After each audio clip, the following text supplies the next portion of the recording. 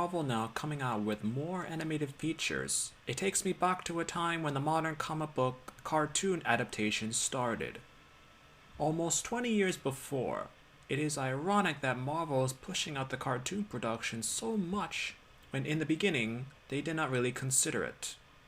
DC, on the other hand, knew the production animated features well and made a whole animated universe which connected with one another. Although Marvel had cartoons, they rarely crossed over or made references to what was done in another show. Called the core of the DC animated universe, Batman the Animated Series was originally its own small universe. Having much of the Batman mythos presented, it was later expanded upon with Superman the Animated Series.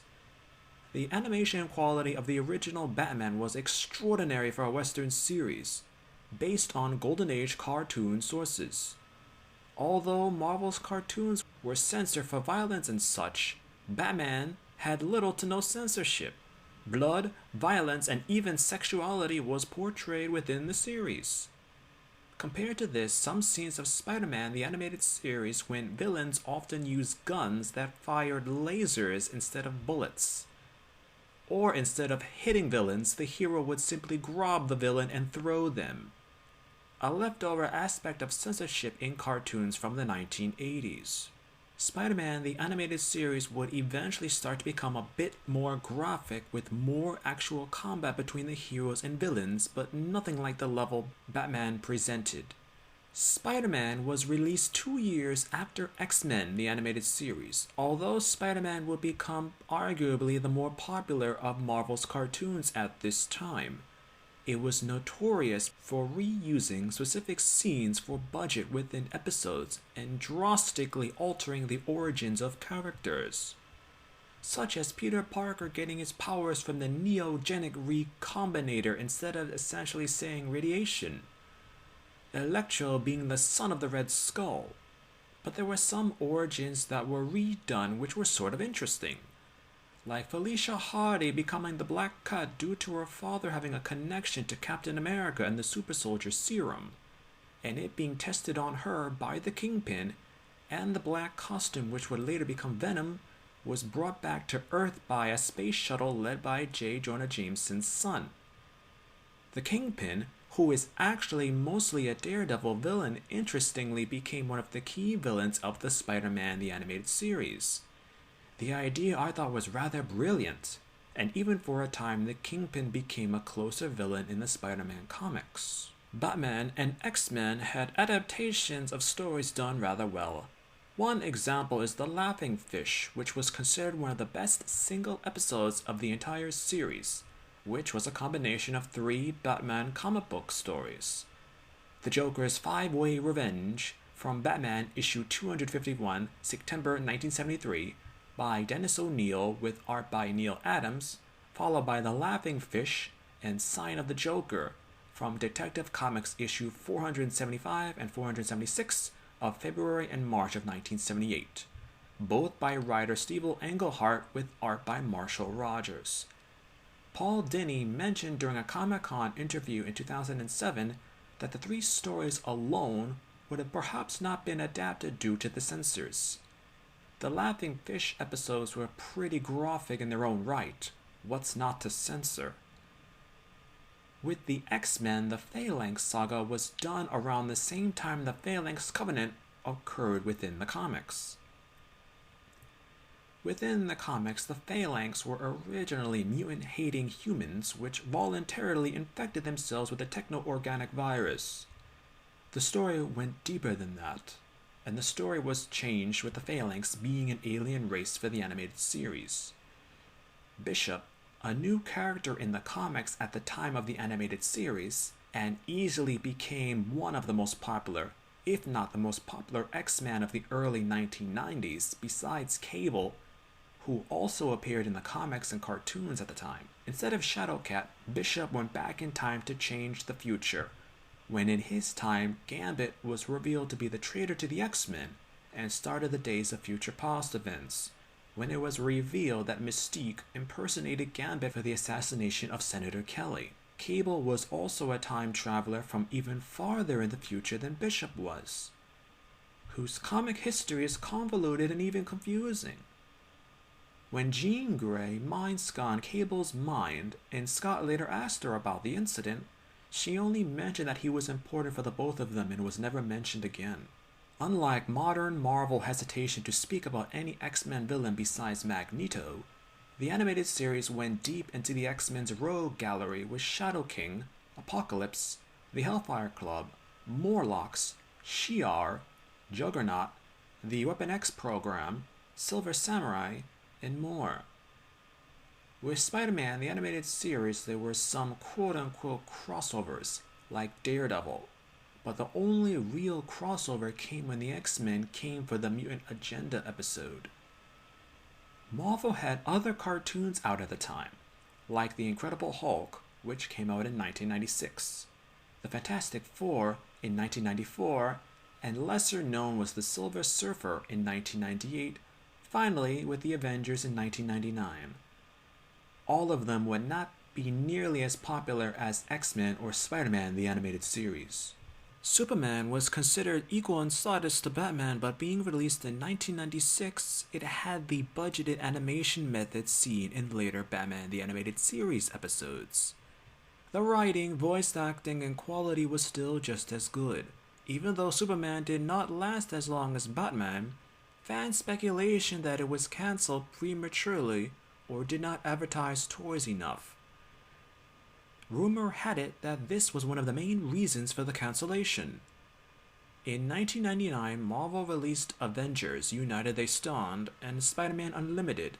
Both of these cartoons might have lasted a bit longer than what they did, but it's arguable that the end of the Saturday morning cartoons in America was one of the reasons for these shows being cancelled as soon as they were. Spider-Man Unlimited was not a continuation of Spider-Man the Animated Series, but was a reboot. Decent ratings is proof of this, but it was completely overshadowed by Pokemon, which was put onto American television around the same time. Originally, a possible early concept for Unlimited was that our Spider-Man, from the animated series possibly, was stranded on an alternate Earth in which Ben Parker did not die, and because of this Peter Parker lacked the moral responsibility with his powers, and did not have the mental grief that came with Uncle Ben's death to help him resist becoming Venom. However, Marvel did not like the idea and stated that they would not do a story, television show, or concept with two different Peter Parkers. DC, however, ended the 1990s strongly with the new Batman Adventures, which continued Batman the Animated Series and opened the 2000s with Batman Beyond. Batman Beyond was revolutionary as it put forth a new heir to the cape and cowl, which was Terry McGinnis, who originally had no relationship to Bruce Wayne, who was an elderly man in the series. The show depicted a future Gotham with new villains, themes, and concepts. Ending in 2001, it had strong ratings. Only 3 seasons were made when the series was cancelled, although there were plans for a 4th. Creative talents were put toward Justice League, which premiered in late 2001. The Zeta Project was a spin-off series based on the character Zeta from the Batman Beyond episode of the same name. Even though it was a short series, it is considered part of the DC animated universe. Static Shock, which premiered in 2001 and lost it until 2004, was also a mild success, focusing on Virgil Hawkins, a young man who was accidentally exposed to chemicals during an incident which gave him the powers to control, absorb, and direct electricity. Going by the name of Static, Virgil actually made cameo appearances in Justice League and other DC series. Based on a comic, it was actually changed completely for the series, and the series ended up being the fan favorite representation of the character. Supposedly poor selling merchandise was a key reason for the series cancellation. An important decision DC makes with its cartoons. X-Men Evolution premiered in 2001 to 2003, a generational divide. Most children born in the 1990s refer to this incarnation of the X-Men as being the first that they would remember. Different from X-Men the animated series in the fact that it was distantly related to the source material, and the fact that it was cancelled right when it was starting to become popular. Justice League premiered in 2001 and went to 2004. As the only real aspect of controversy is that the Green Lantern chosen was John Stewart, who was actually a minor Green Lantern in the comics, replacing the iconic Hal Jordan, who was a founding member of the League originally. The belief was that because John Stewart is an African American, it might appeal to minorities. When Teen Titans premiered in 2003, it marked a generational shift in some ways. For children born in the 1980s who were old enough to remember Batman, Superman, SpiderMan, and X-Men the animated series, it was something for them. For the children born in the 1990s and who were old enough to remember the early parts of the new millennium, they cite that as being the quote-unquote show that they grew up watching. Teen Titans had some controversy around it as well. When the show was originally announced, viewers thought it would be something similar to the new Teen Titans of the 1980s, and once again appealing to the 1980s generation. But when it premiered and displayed the whole pseudo-anime and comedy approach, it was something that did turn off some viewers of the series. Also, a complete retelling of the series and characters. It was eventually won over by all who watched. This series also ended again with controversy. Due to internal factors, possibly, and network issues, plans for 6 seasons was cancelled, despite the fact that the ratings were very, very strong and related products sold well. Marvel did not technically have any sort of animated feature in this time at all, but one would be Fantastic Four, World's Greatest Heroes. The series was flawed from the start, with a French studio having most creative control. This explained that the audio was naturally in French and dubbed into the English language later on, as when English speakers saw the cartoon, the words and captions did not synchronize right with the voice actors or actresses in some cases. Also, the French screenwriters did not read or relate to the comic source material at all according to sources. Rather, they used their own inspiration from the original source. In other words, everything was based off their own impressions of the comic material. It lasted for only 1 season and was 26 episodes from 2006 to 2007. Justice League Unlimited was technically part of Justice League, but was rebranded with more character appearances and a whole new story concept. Continuing with the strong ratings and fond reception, it ended in 2006. Once again, there was controversy about the series ending. One rumor that it had to do with toy sales that were starting to drop, which was one reason why it was cancelled. Another had to do with creative differences among the people connected to the show.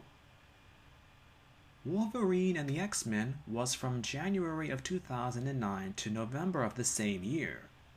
Focusing on Wolverine as leading the X-Men, it was mostly an attempt to cash in on the fame of Hugh Jackman as Wolverine during the X-Men movie years of that time in the decade.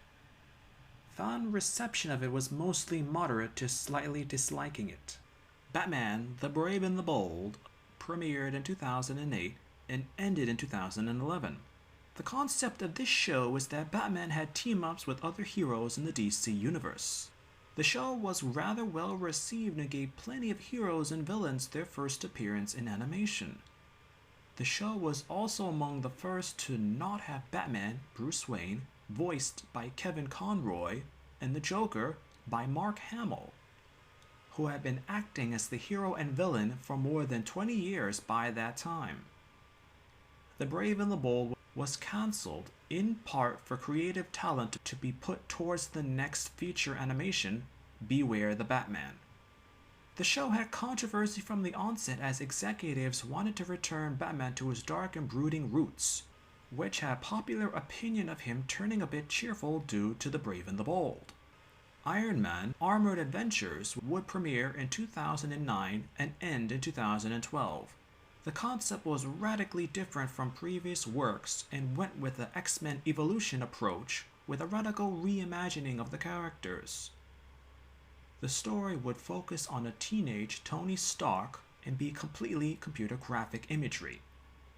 Despite strong ratings and a firm fan base, Marvel would take a page from DC's animation playbook and end the series early. Avengers Earth's Mightiest Heroes premiered in 2010, lasting into Avengers Assemble.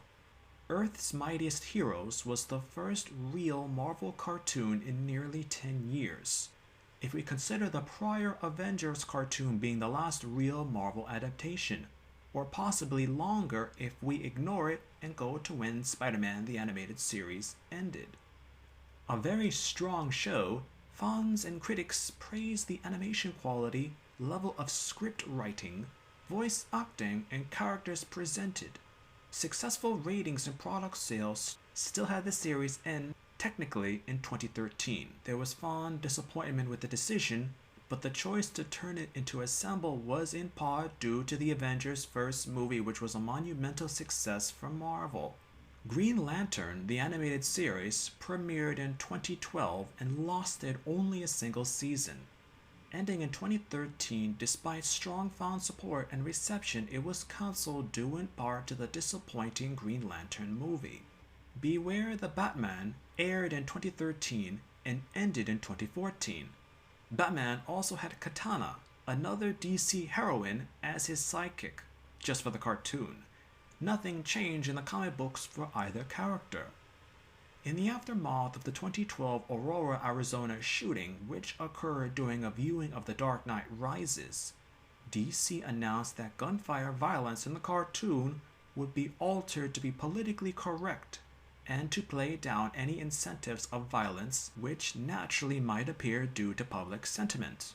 Promotional concept art that was not supposed to be released showed Alfred with guns, perhaps originally giving hints at a more active role with Batman. But once again, violence and politically correct sentiment had to tone down the reference to guns. Fans argued against Alfred being so active with Batman, and mentioned he was supposed to be behind the scenes like always. Executives argued that it was just a promotional image and nothing more was behind it. After just being on air for 4 months, it was pulled from rotation. Internet speculation had it that the network wanted to just be done with it and kill the Batman adaptation off quietly. Beware the Batman was possibly the first adaptation to be cancelled before it even had a chance to air all of its episodes. Starting from 2010, more shows would come on air, but those would be for another discussion. A sequel to this video if needed or requested. A final reflection on the discussion is that DC is the undisputed master of animated features for nearly 20 years, having no real failures. In all that time, Marvel on the other side of discussion did not realize the potential of cartoons to create new fans and bring back old ones. But there is no such thing as a perfect adaptation as well. The history of a comic book, for better or worse, cannot be fully put into a show. No matter how many seasons it might gain, shortened versions or simplified origins must be accepted. The final comment is this: what is left out and what is adapted?